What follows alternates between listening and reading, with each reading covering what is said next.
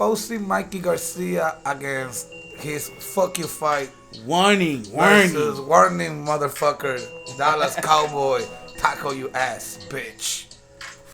Nah, but on some real notes, we're gonna expose dog shit out of Mikey Garcia. Definitely. No cursing though. That's the last curse. Yes, that just was the pumped last up. curse. But yeah, Mikey Garcia, he got on the cameras and he just very pumped up about this fight, very happy with everybody being there to support the fight.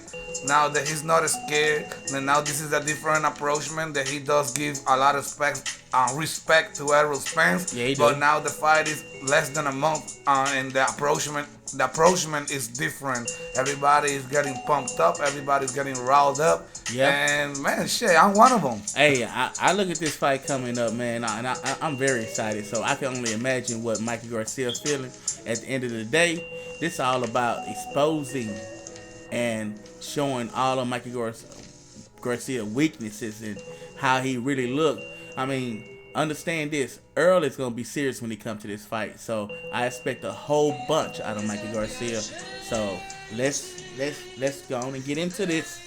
Oh yeah, man, that's Get it. definitely. I think Errol Spence. One of the first things he's gonna try to do in this fight is to test Mikey Garcia's shin. He is. I mean, he's gonna come in with this. I think he should come in smart, to be honest. Yes. But Mikey Garcia is very precautious. He don't do much in the first few rounds in the fight. He's No. pretty much testing his opponent, timing their opponent, getting on the right distance, using the jab very well. But once once he does that, then he start coming forward and countering, putting a little pressure.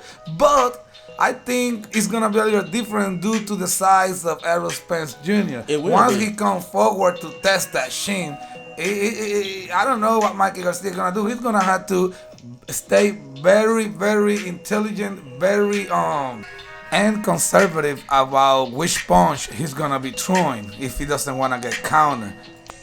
Active is the word. Errol Spence is gonna be very active in the first beginning of this fight. Mikey Garcia, he's gonna have to be alert. He's not very active in the beginning of the rounds. He's searching and looking for things and looking for counters to be able to throw out at people and catch them, kind of like off balance. He used to just really trying to be able to land the more effective punches that's going to be accurate, and the process of that is going to hurt him if he does that against Earl. He can't take no breaks. He can't sit back and wait on Earl to be the one to apply the pressure. He has to be able to apply the pressure and evade the punches and be smart about it. He can't continue to allow and sit back and take his time to pick and choose when he want to be active. He's going to have to be active from the beginning to the end of this fight, because Earl is a very explosive fighter. And Salido showed that. He showed that it takes more than what it's going to take to be in this fight. It's a dog fight now. Let's get grimy. Let's get real about it. And this is what happened in this fight. Some people say that he got lucky that fight got stopped like that because Salido was on his way to get him, and he was showing it. We just seen it on the clip right there that he was coming strong, and he was making Mikey Garcia very uncomfortable. He was. Now look at this shit right here. You got Rocky Martinez, a not known puncher, dropping the perfect right, counter right on Mikey Garcia's shin. I mean, it was the perfect shot. It was more like a flash knockdown, I would say. Yeah. But what will happen when a man that is 3 divisions or 4 divisions above Rocky Martinez Yes. with the same shot? shot?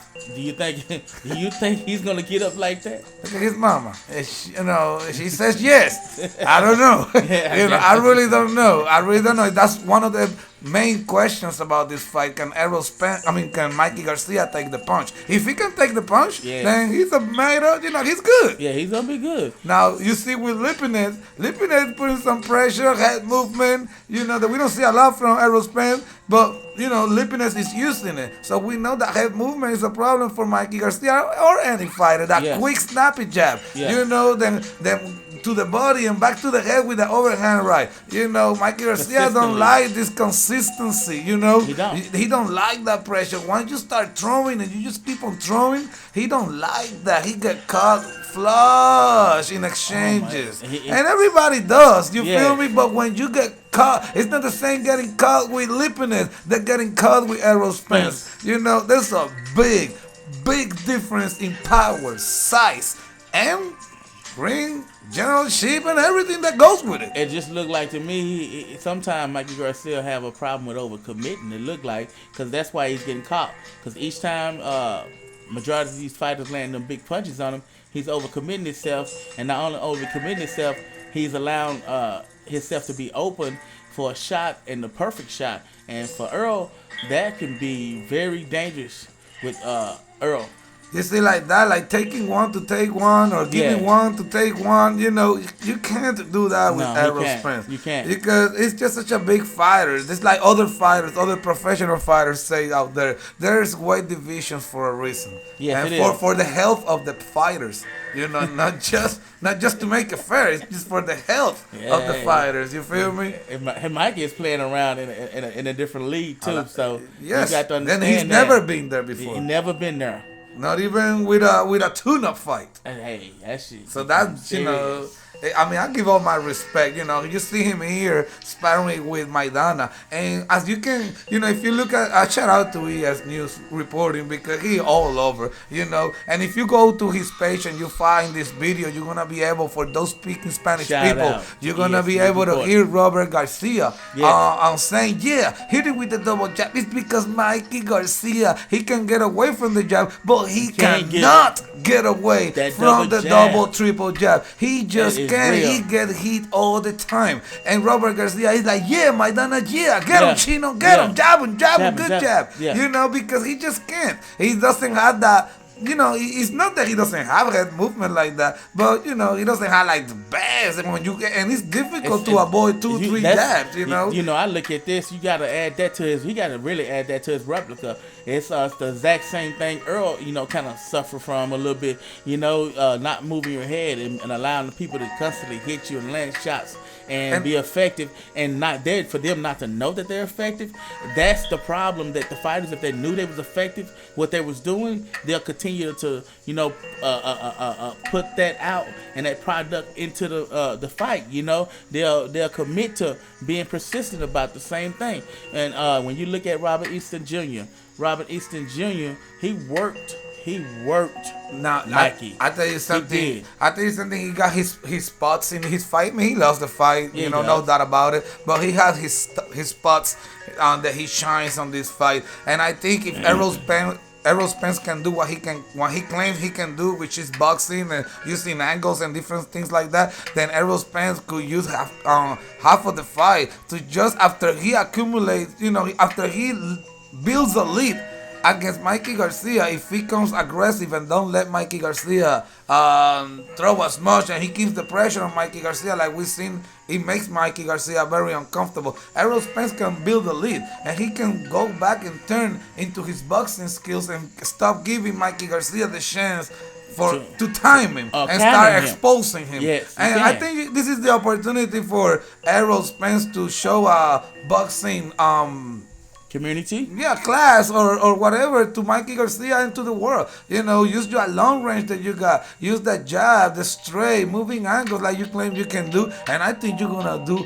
fantastic, because the thing is that once you build lead Yep. against Mikey Garcia, he's not gonna have any other choice but to start coming forward and risk in order to get the Yes. some sort of W, because now you're in desperation. Yes, And sir. if you fight tall, long, you're gonna do nothing but desperate the guy even more. Yep, and by doing that, I mean, you got to look at it.